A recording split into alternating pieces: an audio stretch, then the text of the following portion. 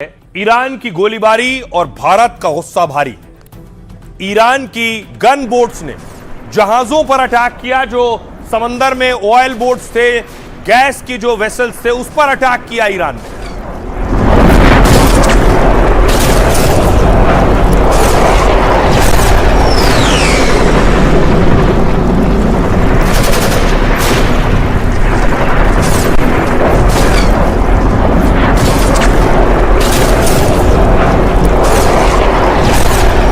आपको बता दें कि इसमें भारतीय शिप भी शामिल हैं। 2 भारतीय जहाजों पर ईरान की तरफ से हमला किया गया और हमले के बाद भारतीय जहाज से देखिए, जो भी नाविक था उसने बताया कि हम पर हमला क्यों कर रहे हो।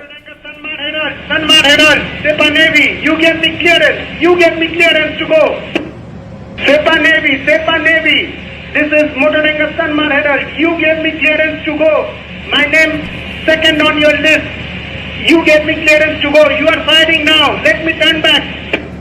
सेपाह Navy, motor tanker Sanmar Herald, Sepah navy.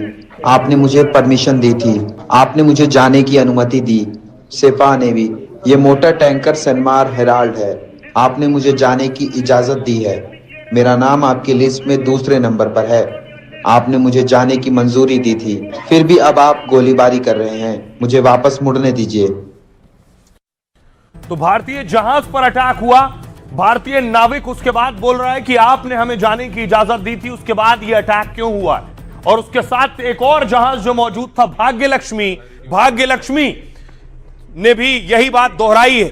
Bhagyalakshmi से कहा गया यहां से जाइए। Iranian Navy, this is Bhagyalakshmi. Go ahead, sir. I read you loud and clear. Good evening, sir. This is Iranian Navy. After watch and pass from that report that and there is no any permission for you to use from over the strait. You are ordered to go back to your departure immediately. You are ordered to go back to ईरानी नौसेना, यह भाग्यलक्ष्मी जहाज है। Straight of Hormuz से आवाजाही पर अभी भी रोक है। आप यहां से तुरंत अपने पोर्ट पर लौट जाएं। ठीक है, मैं आपकी बात दोहराता हूं कि स्ट्रेट ऑफ हॉर्मुज अभी भी बंद है। आपको हॉर्मुज से गुजरने की इजाजत नहीं है। Okay sir. जी सर। तो ये सब कुछ हुआ जब भारतीय जहाजों पर अटैक हुआ। जिस हॉर्मुज रूट को लेकर दुनिया भर में चर्चा और तनाव है, जिस हॉर्मुज से सबसे ज्यादा भारतीय जहाज आ रहे थे, वहां ईरान की सेना ने 2 भारतीय जहाजों पर हमला किया। एक जहाज जग अर्नब सऊदी अरब से भारत की ओर आ रहा था, जबकि सनमार हेराल्ड 20 लाख बैरल तेल लेकर इराक से आ रहा था। इन दोनों के बाद 3 और भारतीय जहाज हॉर्मुज से निकलने वाले थे, लेकिन अचानक ईरानी सेना की बोट्स ने गोलीबारी शुरू कर दी। भारतीय जहाज सनमार हेराल्ड की कैप्टन ने ईरानी सेना को फटकार लगाई, कहा आपने हमें इस रास्ते से जाने की इजाजत दी है, फिर हम पर हमला क्यों कर रहे हैं। हमारे जहाज को हरी झंडी मिली है, लिस्ट में दूसरे नंबर पर हमारा जहाज था, फिर अचानक हमारे सनमार हेराल्ड जहाज पर गोलीबारी क्यों की गई। ईरानी नेवी ने कोई जवाब तो नहीं दिया, लेकिन समंदर में फायरिंग करते रहे। हमले में किसी की जान तो नहीं गई, लेकिन एक जहाज के शीशे टूट गए। भारतीय कैप्टन ने जहाज और उसमें सवार लोगों की सुरक्षा को अहमियत दी है, और इसके बाद भारत के 4 जहाज हॉर्मुज से आगे बढ़ने की बजाय वापस लौट गए। और यह सब हुआ हॉर्मुज खोलने के ईरान के ऐलान के 24 घंटे के अंदर, जबकि देश गरिमा नाम का तेल टैंकर हॉर्मुज से सुरक्षित निकल गया है। और इस तरह भारत के 10 जहाज अब तक हॉर्मुज को पार कर चुके हैं, लेकिन 14 जहाज अब भी समंदर में फंसे हुए हैं, भारत नहीं आ पा रहे हैं, क्योंकि हॉर्मुज खुला है या बंद है, इसे लेकर ईरान का रुख साफ नहीं है। यह है स्थिति। अब आपको बताऊं, जिन भारतीय जहाजों पर अटैक हुआ वो हॉर्मुज के पास थे, पार करने की कोशिश कर रहे थे। गन बोट से हमले हुए, लेकिन कहां से आ रहे थे वो जहाज। ये मैप आप देख रहे हैं, ये ईरान का नक्शा है, ये हॉर्मुज है। यूएई से आ रहा था एक जहाज जिस पर अटैक हुआ। उस दौरान यूएई से जैसे ही ये वेसल आगे बढ़ा और इस पर अटैक हुआ। दूसरा जहाज देखिए कहां से आ रहा था, इराक से ये जहाज आ रहा था तेल लेकर, और जैसे ही ये भी हॉर्मुज पर पहुंचा और इस पर अटैक हुआ।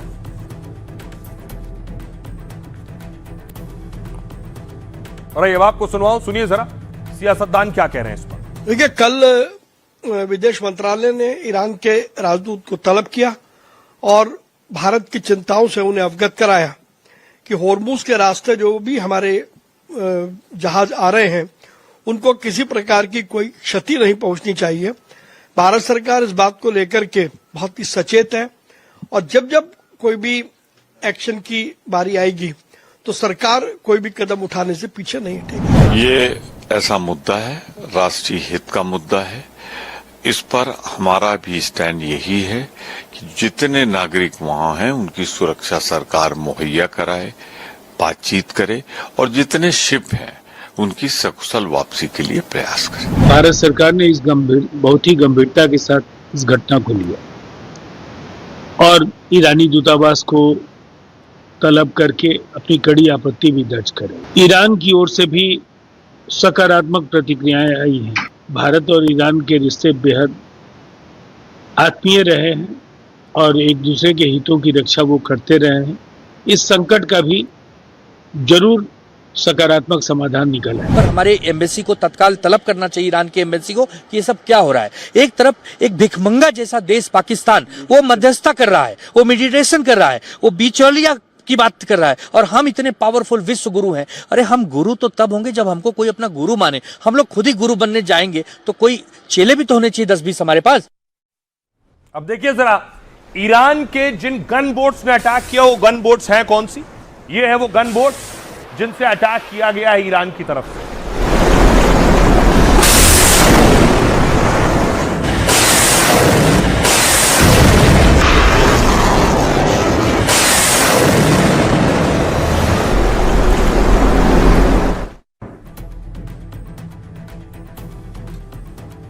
हॉर्मुज में ईरान के खतरनाक हमलावर बोट तैनात हैं। ऐसे 1500 से ज्यादा बोट्स यहां तैनात किए गए हैं जो झुंड में दुश्मनों पर हमला कर सकती हैं। ईरान की ये बोट आकार में छोटी हैं लेकिन समंदर में बड़े जंगी जहाजों का काल बन सकती हैं। इसकी लागत भी बहुत कम होती है और ईरान की IRGC इसकी देखरेख करती है। इनकी ताकत इसकी बिजली जैसी फुर्ती में। ईरान के पास अलग अलग श्रेणियों की ऐसी घातक नावें हैं। ये दूर से ही दुश्मन के टैंकरों को उड़ा सकती हैं। ये हल्की एंटी शिप मिसाइलों से लैस होती हैं। ये नावें हिट एंड रन मिशन के लिए माहिर होती हैं। ये रडार की नजर से बचने में सक्षम है। Suicide drone boats kamikaze drone की तरह दुश्मन पर हमला करती हैं। अकेले एक नाव अमेरिकी युद्धपोत का मुकाबला नहीं कर सकती, लेकिन ईरान इनका इस्तेमाल झुंड में करता है जिसमें दर्जनों नाव एक बड़े जहाज को घेर लेती हैं। इससे जहाज का डिफेंस सिस्टम कंफ्यूज हो जाता है। दोस्त और दुश्मन की नाव पहचानना भी मुश्किल हो जाता है। इसके साथ ही घातक बारूदी सुरंगें भी ईरान ने तैयार कर रखी हैं इसी तरह से। सुनिए जरा डिफेंस एक्सपर्ट क्या कह रहे हैं इस पर और विदेश मामलों के जानकार क्या कह रहे हैं। ईरान ने ये जो हरकत की है क्या कुछ सामान्य है? क्या ईरान की सेना और ईरान के नेता अलग अलग हैं? सुनिए। मैंने भी ये ऑडियो सुना है। विदेश मंत्रालय ने ईरानी राजदूत को बुला करके इस बारे में अपने देश की जानकारी दी है।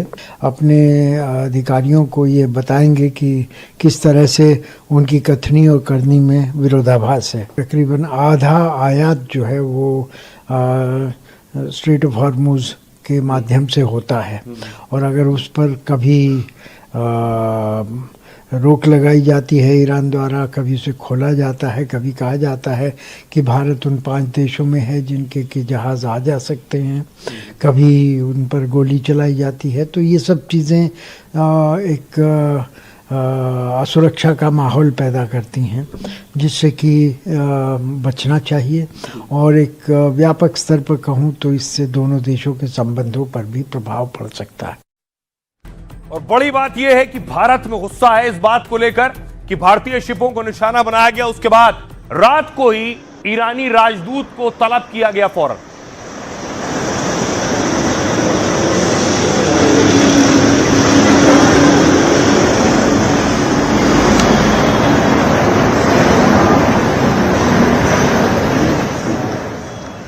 जबकि भारत ने कहा कि हमारे लिए पहले से रूट तय है। ये रूट मैप है, देखिए, जो पहले शिप जहां से जाते थे वो आप देख रहे हैं, जो सफेद लाइन आप देख रहे हैं, ये है वो रूट जहां से पहले शिप जाते थे भारत के स्ट्रेट ऑफ हॉर्मुज होकर। उसके बाद जो आप पीली रेखा देख रहे हैं वो है दूसरा नया रूट। अब शिप यहां से जा रहे हैं लराग द्वीप से। उसके बाद भी भारत के शिप पर आकर क्यों हमला हुआ, इस पर सवाल उठे और यह सवाल किया गया ईरान से और सख्त ऐतराज भी जताया गया है। हॉर्मूज में भारतीय जहाजों पर गोलीबारी से भारत बहुत नाराज है।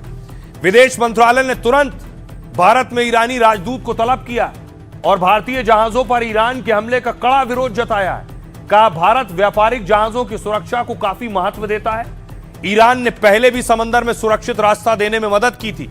उनके हॉर्मूज खोलने के ऐलान के बाद हमारे जहाज निकल रहे थे, तो फिर भारतीय जहाजों को सुरक्षित जाने देने का वादा क्यों तोड़ा गया?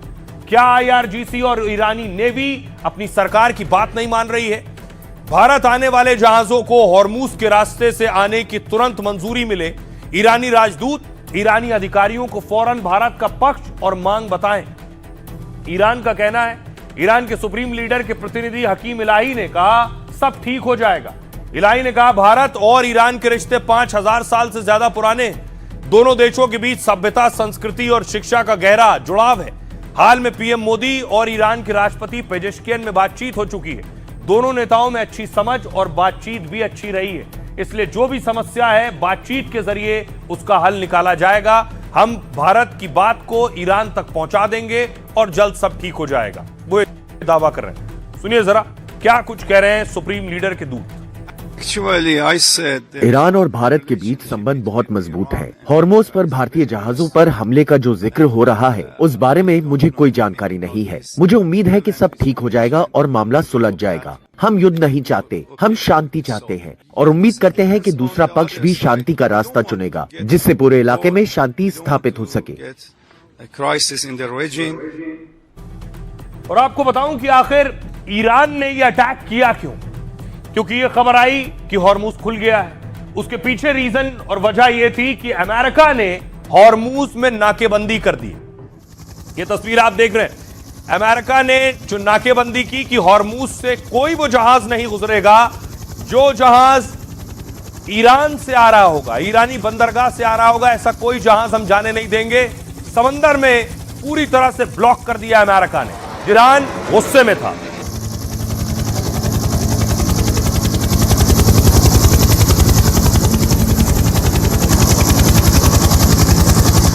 दूसरी तरफ अमेरिका ने जो ब्लॉक किया है उसके बाद की तस्वीर देखिए। अमेरिका वार्निंग दे रहा था, यह अमेरिकी चेतावनी है ईरान के जहाज को। Blue Sky 4, this is U.S. Navy warship 115. Request you return to original port of call in Iran. How copy? Over. यह यूएस नेवी का जंगी जहाज 115 है। हम आपसे अनुरोध करते हैं कि आप ईरान के बंदरगाह पर वापस लौट आएं। Blue Sky 4, this is U.S. Navy warship 115. Request you return to original port of call in Iran. How copy? Over. ये आप अमेरिकी युद्धपोत से नाविक को सुन रहे हैं जो कह रहा है ये यूएस नेवी का जहाज है और आप वापस ईरान के बंदरगाह की तरफ लौट जाएं। और इस गुस्से में देखिए ईरान ने क्या किया कि हॉर्मूज ब्लॉक कर दिया। हॉर्मूज में सैकड़ों शिप, सैकड़ों जहाज फंसे रहे।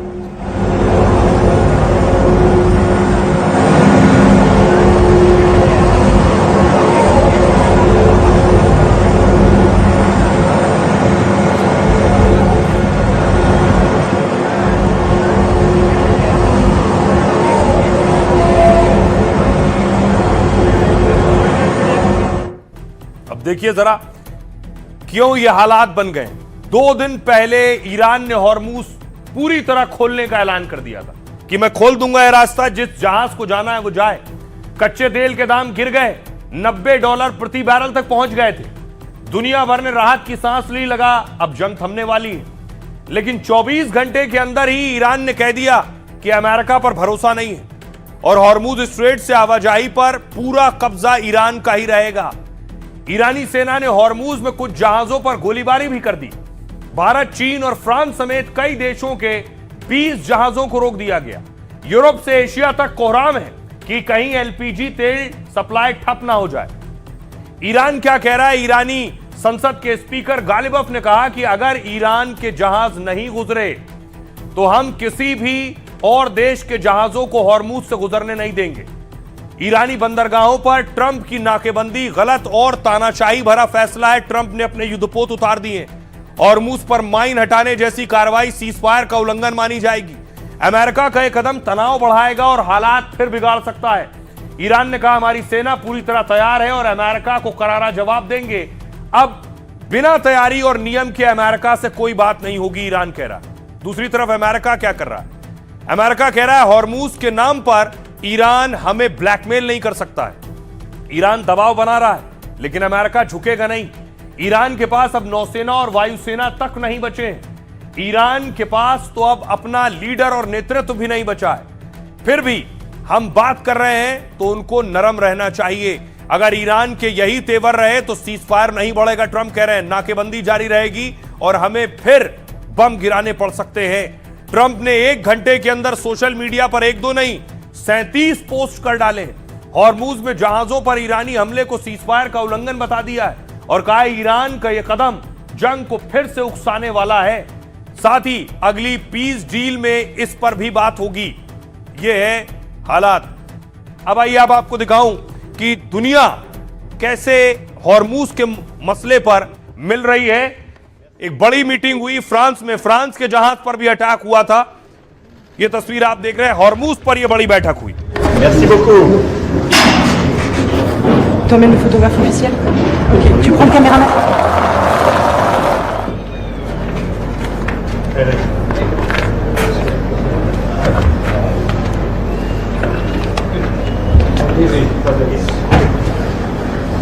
Merci beaucoup.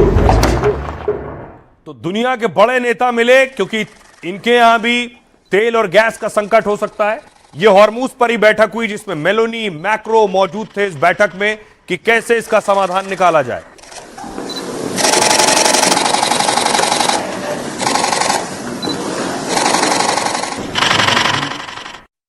तो सुनिए जरा क्या कुछ कह रहे हैं, ट्रंप क्या कह रहे हैं और ईरान के विदेश मंत्री क्या कह रहे हैं।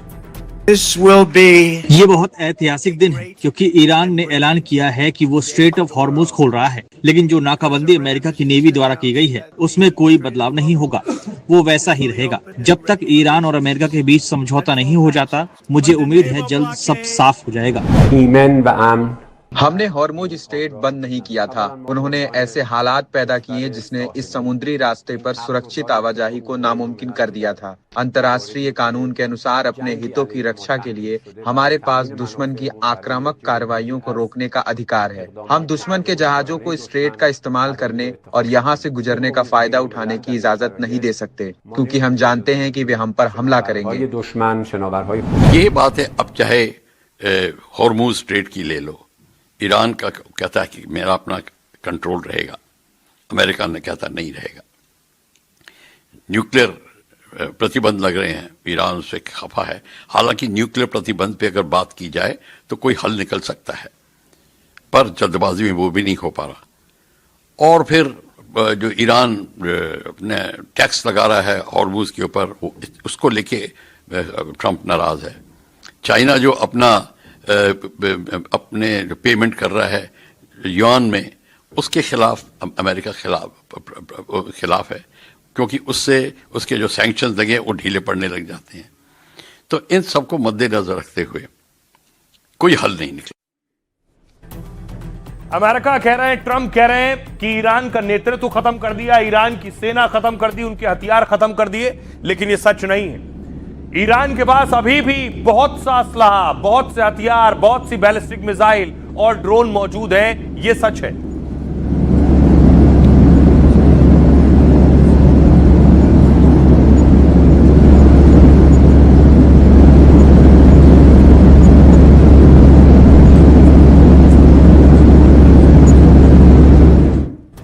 ईरान के पास हथियार नहीं बचे हैं। यह दावा कितना सच्चा है और कितना झूठा, बड़ी बात यह है कि ईरान अमेरिका के बीच 21 अप्रैल को सीजफायर खत्म हो रहा है और इस बीच अमेरिका ने साफ कर दिया है कि अगर समझौता नहीं हुआ तो अमेरिका वापस ईरान पर ताबड़तोड़ बमबारी शुरू कर देगा। ट्रंप का दावा है कि ईरान के पास अब जंग लड़ने के लिए कुछ नहीं बचा है, लेकिन मीडिया रिपोर्ट्स की माने तो ईरान के पास पर्याप्त हथियार है। दावा है कि अब भी ईरान के पास 70% मिसाइल बची हुई हैं। उसके पास 1000 से ज्यादा मध्यम दूरी की बैलिस्टिक मिसाइलें बची हैं। मतलब जंग दोबारा शुरू होने पर ईरान बड़ा हमला करने की क्षमता रखता है। ईरानी फोर्स के पास 60% मिसाइल लॉन्चर्स भी सुरक्षित बचे हुए हैं। दरअसल युद्ध विराम की शुरुआत में ईरान के पास आधे लॉन्चर थे। दावा है कि बाद में सुरंगों और बंकर में छिपा कर रखे गए लॉन्चर्स भी निकाल लिए गए, जिससे ईरान के पास एक्टिव लॉन्चर की संख्या बढ़कर 60% हो गई। रूस के पूर्व राष्ट्रपति दिमित्री मेदवेदेव ने भी ईरान को ताकतवर बताया है। उन्होंने कहा ईरान के कुल हथियारों का आंकड़ा बताना मुश्किल है, लेकिन हॉर्मूज के जरिए उसने अपनी रणनीतिक ताकत दिखा दी है। उसके पास इतनी ताकत है कि वो समंदर में बड़ी रुकावट पैदा कर सकता है।